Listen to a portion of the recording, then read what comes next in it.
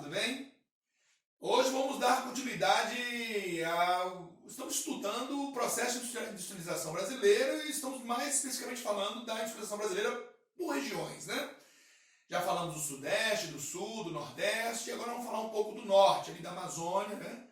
E depois falaremos um pouco do Centro-Oeste. Bom, a Amazônia a gente conhece, é uma região que está fora daquele grande eixo industrial, populacional brasileiro, né? Que está muito concentrado ali Nordeste, Sudeste, Sul, né? A Amazônia é uma área mais afastada desses grandes centros, né? Tanto do ponto de vista demográfico, do ponto de vista industrial, econômico, né?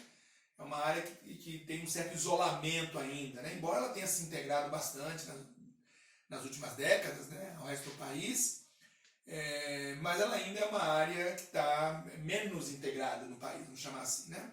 E uma área que tem muitas particularidades, né, do ponto de vista socioeconômico, uma área ainda muito carente em muitos aspectos, né? É uma área que tem uma vasta região, né, em termos de extensão territorial, uma região muito vasta, é a região mais vasta do país, né? E uma área ainda dominada muito pelos aspectos naturais ali da Amazônia, né? Por povos, presença de povos nativos, indígenas, né? Uma área que ainda carece de muita infraestrutura, até para integrar a própria região, né? A integração interna da região ainda é muito carente, né? De transporte, de energia, né? de comunicações. É uma área ainda que enfrenta muitas dificuldades, né? Em termos de industrialização, nós chamamos a Amazônia de enclave, né? Como se fosse assim uma situação, a indústria na Amazônia é uma situação mais pontual, é uma situação mais isolada, né? Principalmente a situação que envolve a Zona Franca de Manaus, né? Que a Amazônia está estruturada, a industrialização da Amazônia está estruturada muito em cima da Zona Franca de Manaus, da indústria extrativa mineral e da agroindústria. São esses três eixos que a gente poderia definir a indústria na Amazônia, né? A Zona Franca de Manaus é uma criação do governo federal de 1967, né? E a ideia foi ter um polo industrial na Amazônia, isso em pleno governo militar. Eles tinham uma preocupação grande, estratégica, né, de ocupar a Amazônia para defendê-la, para ter pra policiar melhor aquela região, né? Sempre foi tido como uma região rica, porém despovoada e, portanto, do ponto de vista da segurança nacional, uma área vulnerável, né? Então a ideia de desenvolver a indústria na região servia também para levar povoamento à área, recursos, né, investimentos, né, e com isso fazer a região prosperar, se tornar mais habitada, né, e também colaborar para desafogar outros centros do país que estavam já sufocados pelos seus crescimentos exorbitantes, né. E aí a Zona Franca, o que é a Zona Franca? É um porto livre, né? É uma área muito inspirada no que foi feito em Hong Kong, Singapura também, né? É uma área de isenção fiscal, né? Por isso que o nome é Zona Franca, né? Você isenta uma boa parte dos impostos, né? Outra parte de impostos são pagos, parte deles voltam para os empresários, né? Eles têm isenções, por exemplo, no IPI, o Imposto sobre Produto Industrializado. O próprio imposto de renda de pessoa jurídica também tem uma redução. Inclusive, agora recentemente foi renovado essa situação especial da Zona Franca, dessa isenção, né? Que ela estaria vencendo agora em 2023 e o Congresso já discutiu e renovou por mais 50 anos, então isso vai até 2073, essa situação da Zona Franca de Manaus, de ser uma zona franca, né? Uma zona de isenção fiscal. E eles entenderam, a discussão foi amplamente negociada no Senado, né, e na Câmara, para que a região se mantivesse como uma área de Zona Franca para manter o desenvolvimento da área. Com a criação da Zona Franca de Manaus, houve um boom de instalação de indústria naquela região. Em 1967, aquela região tinha 145 indústrias.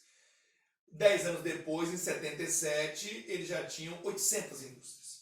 Né? E nos anos 90, aquela região da Zona Franca já representava 75% do PIB do estado do Amazonas. E ela atraiu que tipo de indústria para lá? Né? Indústrias que dependem da importação de componentes de alta tecnologia, né? Porque as isenções barateiam o custo final do produto. Né? Então, a indústria de eletroeletrônicos, a indústria de informática, né? A indústria mecânica, motores, né? São algumas indústrias que prestigiaram aquela região e é uma área muito ocupada por transnacionais, por empresas que vieram de outros países para se instalar aqui e usufruir dessas isenções e produzir a um custo menor. Né? Aquilo ali é um tipo de maquilagem, né? A gente usa a expressão lá para as empresas que estão ali no norte do México, né? E que montam os produtos com os componentes que vêm dos Estados Unidos prontos, eles montam a custos menores, que é a mão de obra americana, e muitas vezes o produto volta aos Estados Unidos. Né? A região da Zona Franca funciona como uma espécie de maquiladora. Quer dizer, ela não fabrica os componentes, ela importa os componentes e monta o produto final, né, a custos menores por causa da isenção, e aí o resto do país consome. O grande consumidor dos produtos da Amazônia é a região centro-sul do país. Né? E lá na Amazônia também esse tipo de indústria não usa muito os recursos da região, né? Os recursos naturais da região, que é uma indústria de alta tecnologia, geralmente, né? Usa componentes importados. Ok? Então, Zona Franca é isso, né? Essa situação especial que o governo federal criou para aquela região, subsidiando a região, com isenções fiscais, né? E que se mantém e se manterá até 2073. 2073, essa situação, né? Tranquilo? Para continuar gerando desenvolvimento na região. Outra questão que envolve a Amazônia é a questão da indústria da mineração, da extração mineral. Né? Nós temos aquela região, um polo de mineração muito importante no país, a estrutura geológica é muito favorável lá, muito antiga, e aí nós temos alguns projetos importantes, o projeto Carajás, no sudeste do Pará, o maior núcleo ferrífero do mundo. Né?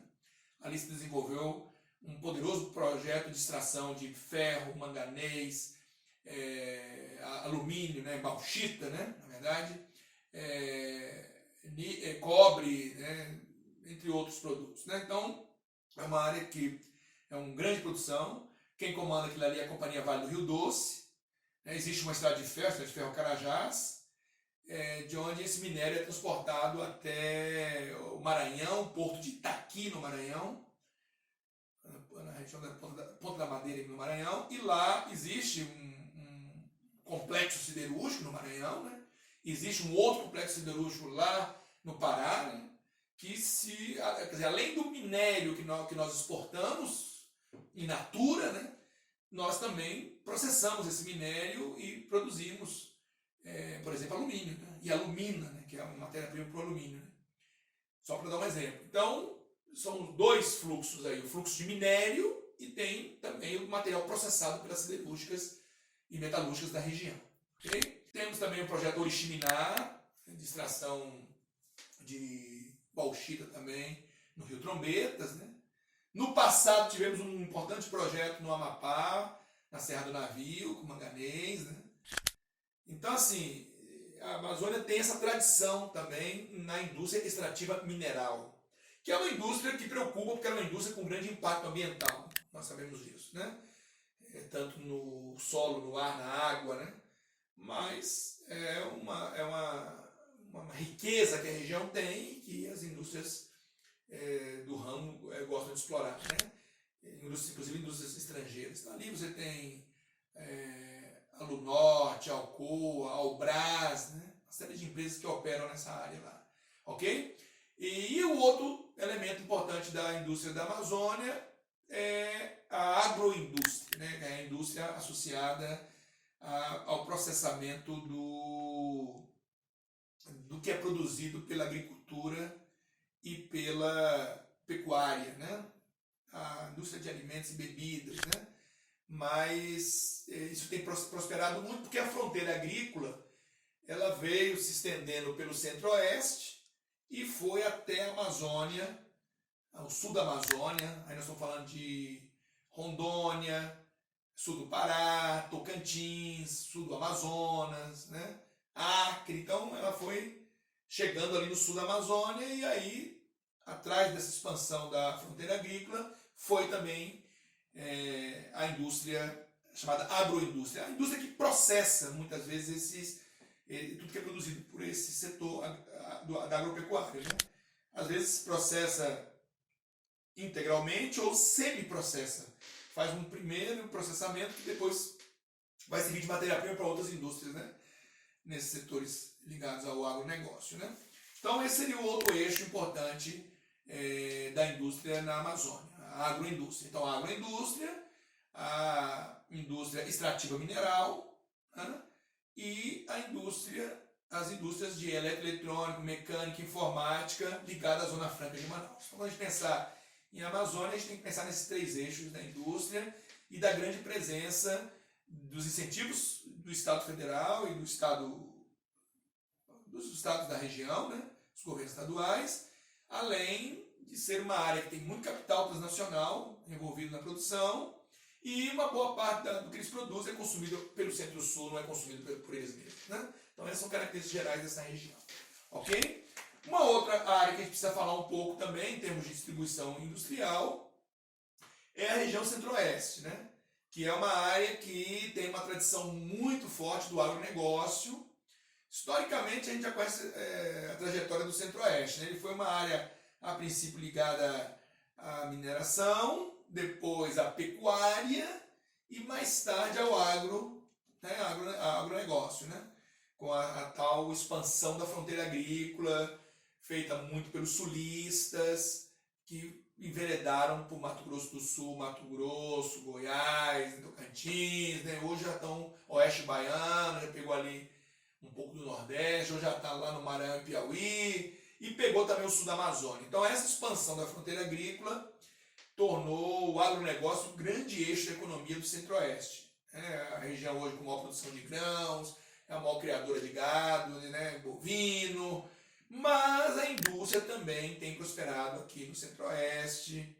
Né? Lembre-se que desde a construção de Brasília, né, lá na final da década de 50 e nos anos 60, essa região passou a ter mais integração com o resto do país, né, com o Nordeste, Sudeste, Sul. Rodovias foram construídas interligando o Centro-Oeste com a Amazônia, né? Integrando mais. Embora essa região ainda sofra muito com a dificuldade escoar que produz. Né? O Centro-Oeste tem um gargalo muito forte por conta da precariedade do nosso modelo de transporte, né? Que é basicamente rodoviário. E o Centro-Oeste é uma região que não tem saída para o mar. Todas as demais regiões têm, né? A Amazônia tem, a região Norte tem, o Nordeste, o Sudeste, Sul, mas o Centro-Oeste não tem. Então, ele depende muito do rodoviarismo, né? Na medida que o sistema ferroviário no Brasil deixa muito a desejar, né? E o hidroviário também. Então, é uma área muito isolada. Então, isso é um gargalo para a região. A logística para transportar, para poder distribuir, e a indústria demanda muito isso. A indústria ela depende muito. Ela produz em escala e ela precisa distribuir rápido o que ela produz. Né?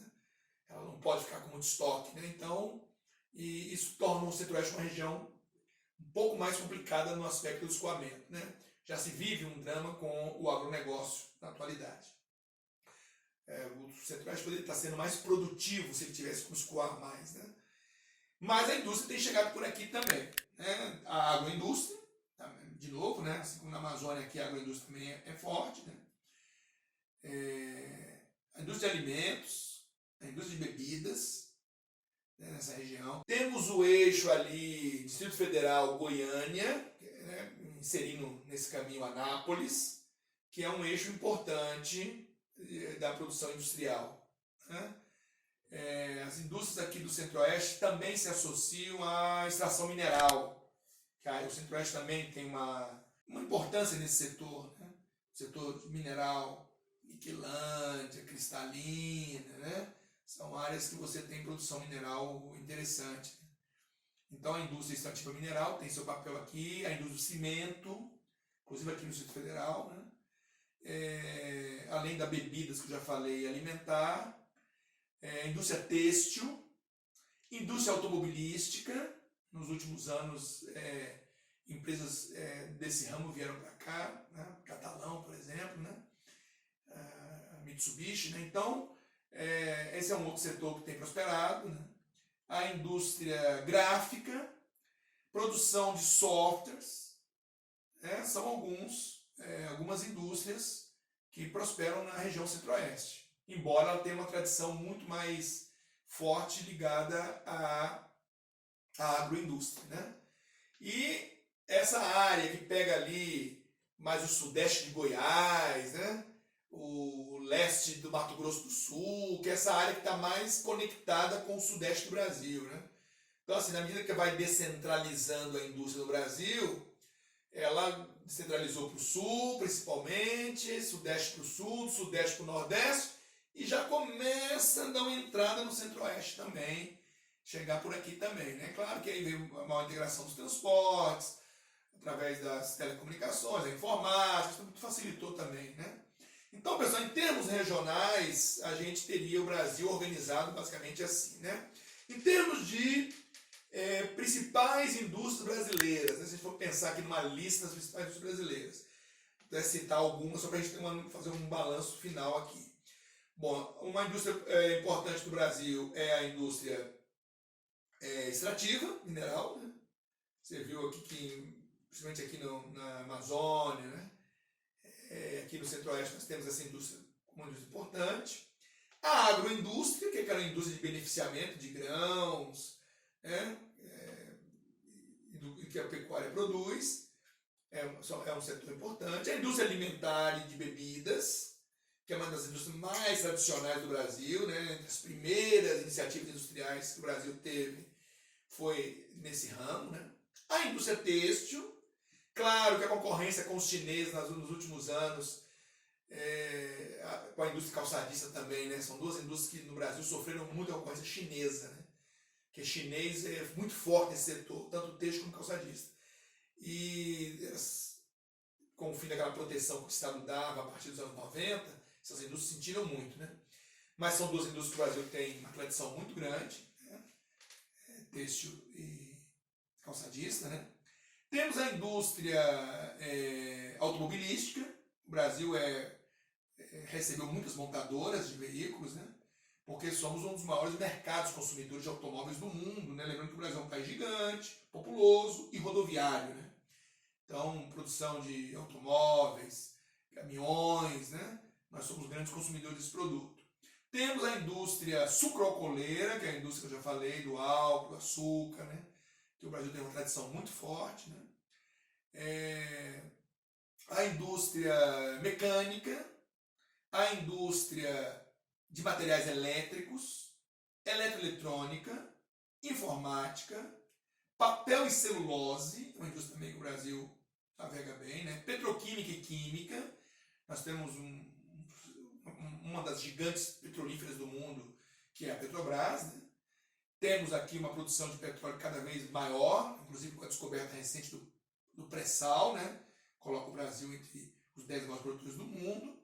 Então o Brasil tem uma perspectiva interessante. Temos avançado muito também na indústria do biocombustível. O Brasil tem uma tradição grande no biocombustível, com o Proálcool, né? O programa de produzir o álcool a partir da cana. Então é um setor também importante. Movelaria é outro setor forte que o Brasil tem. No passado trabalhava muito com madeira de lei, hoje essa madeira está escassa, a legislação proíbe a exploração dela na maioria das partes do país, né? Mas no sul essa indústria moveleira ainda é muito forte, né? E muito hoje associado à madeira de reflorestamento, né? Mas é uma indústria forte também que o Brasil tem, né? E claro, a gente já viu que o Brasil ele está deixando muito a desejar nas indústrias de última geração, aquelas que agregam mais valor, componentes, né? Nesse setor, porque o Brasil, para isso, precisaria investir mais em educação, pesquisa e ciência, e infelizmente, né, em função de decisões políticas que tomou, de crises cíclicas que o Brasil enfrentou, né, de não ter um programa que torne prioridade educação, pesquisa e ciência, né? Então isso tudo interfere no nosso desenvolvimento nessa área. E aí o Brasil não se coloca naquele grupo de países de tecnologia, de produção de tecnologia de ponta, né? Nós ainda estamos num grupo de produção de tecnologia clássica, né? Que o Brasil tem e de renda média, né? Então, se a gente pegar o mapa da divisão do mundo por tecnologia, né, você vai ver que o Brasil não está ocupando o topo desse grupo, né? Porque esse grupo está mais ligado aos Estados Unidos, à Europa, ao Japão, né? Países que investem fortemente em ciência, pesquisa e educação. E aí estão na ponta lá, né? Produzindo informática, internet, telecomunicações, aeroespacial, inteligência artificial, né? Quer dizer, aparelhos eletrônicos de última geração, e nesse aspecto nós ainda deixamos muito a desejar, porque não desenvolvemos esses setores. E além dos setores que eu já citei, temos também a siderurgia e metalurgia, que o Brasil é forte, né? Tem um tradicional setor no país, e a indústria da borracha e do plástico, né? Também é um setor forte nosso aqui no país, né? Então, pessoal, veja, esses são setores que eu estou destacando aqui, não são os únicos, né? Mas o setor que o Brasil tem mais destaque, né? Na sua produção. Então, o resumo que a gente pode fazer disso tudo, né, é que a gente teve uma industrialização tardia, dependente, concentrada, né, a princípio ali no Sudeste, que a princípio teve um modelo de substituição de importações, né, na impossibilidade de comprar de fora os produtos nós passamos a fabricar, né. Nossa indústria se atrasou muito em função de uma série de circunstâncias nacionais, né. Inclusive o próprio sucesso do café atrasou a indústria nacional, a elite cafeicultora não via interesse na indústria, não queria se arriscar num modelo que não conhecia, né? O país foi escravagista por muito tempo também, então isso afetava o mercado consumidor, né? Porque o escravo não tem salário, mas com a crise do café o Brasil enveredou pela indústria, né? E aí a nossa indústria se concentrou muito ali na região metropolitana paulista. A princípio era o Rio, depois o Rio foi perdendo espaço para São Paulo, emergiu Minas nisso tudo, né? Também o Rio Grande do Sul passou a ganhar espaço, e a região sudeste, que é a principal região até hoje da indústria nacional, ela vem vivendo um processo de desconcentração desde os anos 70, que se tornou mais intenso depois dos anos 90, com a abertura que o Brasil viveu, e aí essa descentralização se deu muito para o interior do estado, né, de São Paulo, mas ela também se deu na direção das regiões sul e nordeste, né? Que são as regiões que seriam uma espécie de periferia do sudeste, né? Em termos de industrialização. E principalmente o sul, que foi a região que mais ganhou, né? E, além das regiões sul e nordeste, que se industrializaram muito a partir dessa descentralização do sudeste, né? E também, no caso do nordeste especialmente, de incentivos fiscais, de estados e programas de incentivos federais, né? É importante frisar esse papel, né? Então, além então, dessas três áreas que nós estamos falando, Sudeste, Sul e Nordeste, temos ainda a industrialização de uma forma mais isolada, mais enquistada, né? Mais enclaves, que a gente chama, né? Na Amazônia e no Centro-Oeste, né? E o Brasil ainda está dentro de uma perspectiva de domínio de tecnologias clássicas, né? Nós ainda de produção de tecnologias mais clássicas, a tecnologia de ponta a gente ainda é grande importador, né? Então o Brasil precisaria mudar esse perfil. E se você fizer uma análise nas últimas décadas, que o Brasil vem vivendo um forte processo de desindustrialização, né? Nós também falamos sobre isso, quer dizer, além da descentralização, essa é uma situação. Temos também a desindustrialização precoce do Brasil. Nós já falamos sobre isso, né? Com essa desindustrialização, caiu também a exportação do Brasil de manufaturas, né? O Brasil já teve uma balança comercial mais favorável na exportação de manufaturas. E nos últimos anos o Brasil viu diminuir a exportação de manufatura e aumentar a exportação de matérias-primas, chamados commodities agrícolas, né, commodities minerais, né? O que não é bom porque nós estamos exportando matéria in natura com baixo valor agregado. O ideal seria beneficiar tudo isso, exportar o produto final já, o alimento pronto, né? O minério já processado e transformado em metal, né? Então, assim, infelizmente a gente ainda está ocupando parte do Brasil, parte da economia brasileira ainda está naquela divisão internacional do trabalho clássica, né? De mandar matéria-prima e importar manufaturas, né? De alta patente, assim, tecnológica, né? Vamos chamar assim, né? Mas devagarinho o Brasil faz sua inserção aí na terceira Revolução Industrial e já ensaia alguma coisa da quarta Revolução Industrial, né? A nossa inserção é sempre tardia, né? A gente se industrializou tardiamente, entramos na terceira Revolução Industrial tardiamente e estamos ensaiando ainda a nossa entrada na quarta Revolução Industrial, né? Tranquilo? Então, esse é o panorama que a gente tem sobre a industrialização brasileira e fizemos um retrospecto também da economia brasileira, né? Que ajuda a entender todo o processo industrial. E com isso encerramos então o nosso tema de industrialização. Espero que vocês tenham gostado, espero que seja útil para vocês. E até o nosso próximo encontro, onde nós embarcaremos numa nova temática. Um grande abraço para vocês e até a próxima.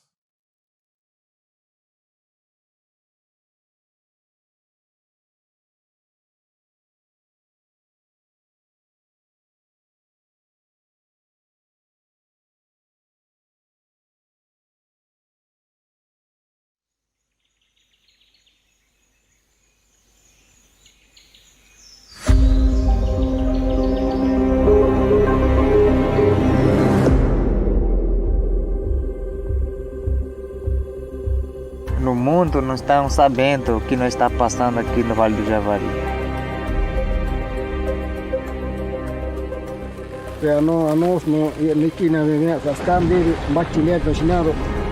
Greed is what has driven the invasion of other people's lands over the course of human history. In the past 30 years, we've lost 17% of the Brazilian Amazon. This jungle, these waters, they have been in my life for a long time. When I was 9 years old, I went to the Amazon with my grandfather. 25 years later, I returned to the Amazon. Oil spills, dams breaking and leaking toxic sludge, and the government compromising indigenous rights. If they disappear, so will that rainforest. Morrendo nossos parentes. A saúde que está uma situação crítica em atendimento à saúde das populações indígenas. We can't change history. We can't change the past. But we can make a better future by knowing our own past, what we've done, what we could have done differently, how we feel about it, and how we act on it today based on what the past teaches us. We do not need to repeat history. If I truly believed in community and the interconnection of people in the world, I had to help tell his people's story. I had to go back to the jungle.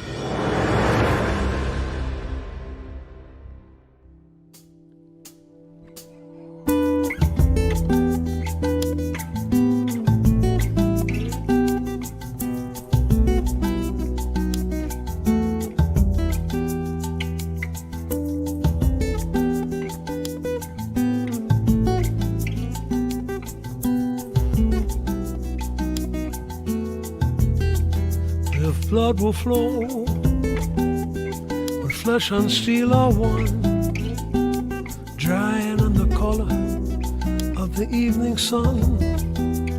Tomorrow's rain will wash the stains away, but something in our mind will always stay. Perhaps this final act was meant to clinch our lifetime's argument that nothing come from violence and nothing ever could. For all those born beneath an angry star, the lest we forget how fragile we are. On and on the rain will fall like tears from a star, like tears from a star. On and on the rain will say how fragile we are, how fragile.